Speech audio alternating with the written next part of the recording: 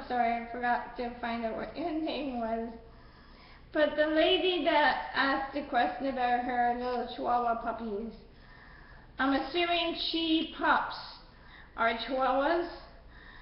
I've had Chihuahuas in the past, and I just recently switched breeds because I realized physically, even though they are small, easier to manage, my ability to physically control them, you would think would be easier, but I have an easier time now with a bigger breed, not much bigger, but going from a 5 to 10 pound or less to a 15 to 30 pound dog is something that I find easier to manage now. Anyway, to answer your question, I have, during the puppy stage, you know, when you're paper training them and all that stuff, you really don't have much of a choice. They are stubborn. I don't care, male, female, Chihuahuas, as a puppy, are little terrors, okay? They can be very lovable, but once they get their mind on something, you're screwed. But the best way that I found that worked for me is if I'm being serious and I want them to learn something, I don't use the little cute voice. Stop with the cute talk, first of all, that's number one. You know, and try and pick your words for the action that you want your pup to do. If you want them to go into their kennel or into the bathroom tray, I don't want to say the word too loud because my dog's in the room next to me, but the word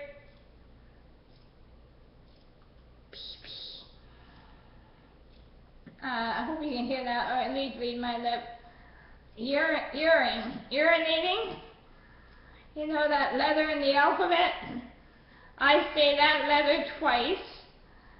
You want to go blank blank, you know, and, you know, I'm trying to remember exactly how I did it in the beginning. But I chose my word first of all. And then, you know, when they're really, really small, you do have to physically engage them to do the act. So, you know, if it's a little boy, you gotta rub their little belly area. If it's a little girl, again, you still gotta rub their little belly. And try and encourage them to piddle. You know, and once they do, then yeah, you know, you stroke. Oh, good girl, good boy, whatever. But as they start getting into the toddler stage, and they do get a little more defiant, and they may not physically go where you want them to. Say they have an accident. You can't really get mad at them at that particular second, because truthfully, dogs, they forget right away. They could do it and then say, oh, that wasn't me.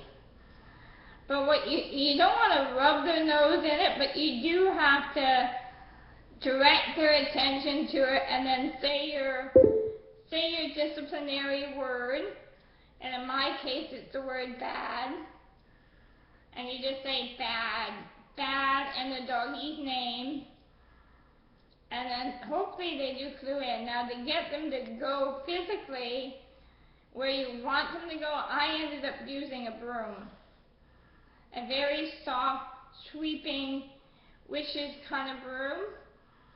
You know, and I just coaxed them. I didn't sweep them, but you know, I just kind of patted their bum. Sometimes they did turn around and snap at it, and then I would just say, no, bad. Of course, they'll look at me like, what? But again, consistent, persistent, repetitive, I'm tongue-tied, repetition, and, you know, just over and over and over again. And it got to the point where once I started going for the broom, they knew, and the way they went, I would go for the broom, turn around, and they're doing what they're supposed to do. So again, then it got to the point where, you know, it's almost like my mother. I can remember my mother as a kid. Don't make me get up. You know, if we heard our mother say that, we'd run or do what we were supposed to do because we got our mother up. We knew we were in shit. So again, I use the same principle with my animals. So, you know, don't make me get up, don't make me get the broom. You know, and once they get the hang of that, they realize that you're serious. But the number one rule is don't talk cute. Only talk cute if they're good. If you want them to do something, keep a very stern, monotone, not necessarily loud, but you gotta give it attitude. If they dish it, you gotta dish it right back, no matter how cute and adorable they are. But that's me. So good luck.